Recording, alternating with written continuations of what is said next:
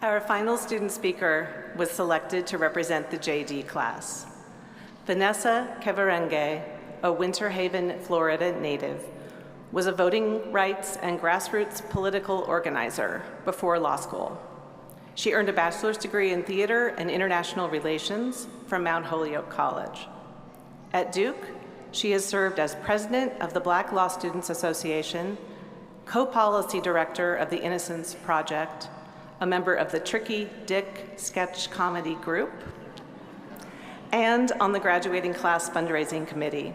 After graduation, she will work for Baker McKenzie in Washington, D.C. Vanessa.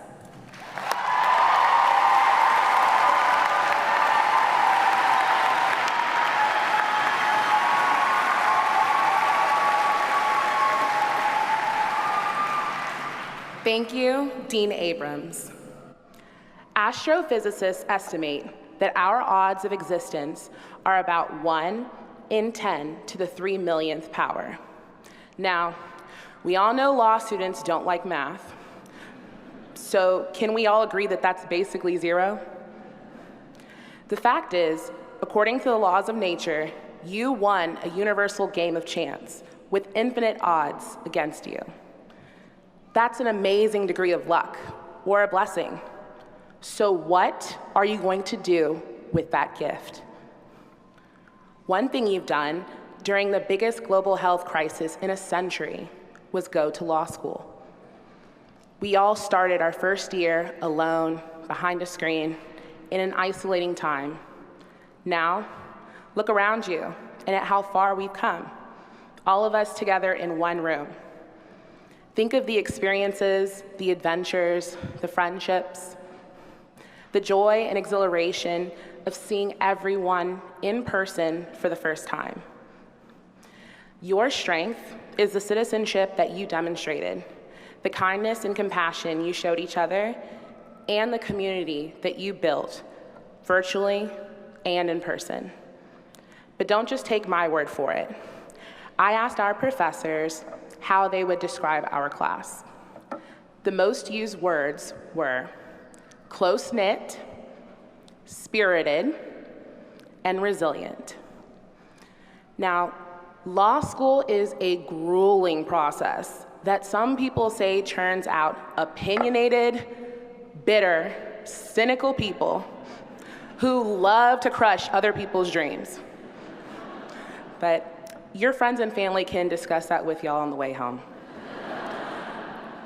I believe one reason for this reputation is that we are taught to think critically, to question everything, and to cross-examine everyone. Add to that learning 4 to 5 casebooks a semester over 3 years. And while you still don't become a legal expert, you do get legal knowledge of how to analyze the world. So, what are you going to do with that knowledge?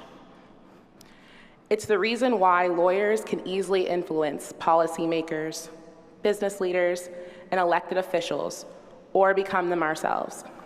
Sometimes we take this for granted, especially those of us who have been around many lawyers. But remember, this knowledge affords us the power to shape or break a society. It allows us to bring about significant change or just let things remain the same. It gives us the ability to hold powerful positions, positions that most people will never have, and most people never have this degree of agency. So, what are you going to do with that power? Now, I'm not asking you these questions to bring on another existential crisis, though after all we've been through, what's one more? Consider these questions in the context of our profession's dedication to due process, equal justice under the law, and constitutional democracy.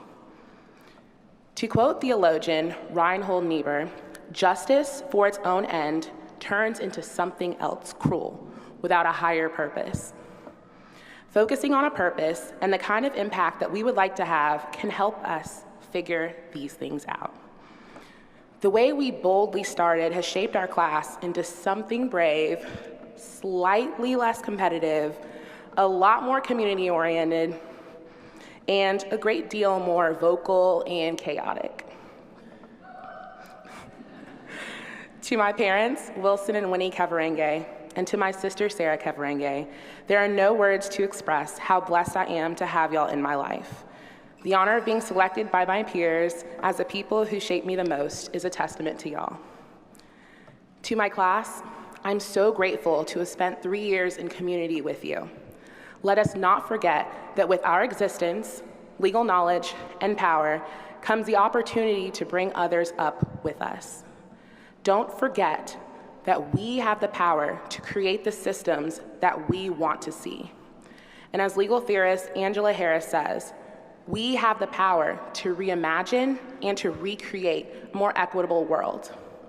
Finally, don't forget that our strength is amplified by our ability to continue to build community as we move through life. In closing, congratulations, class of 2023. We made it.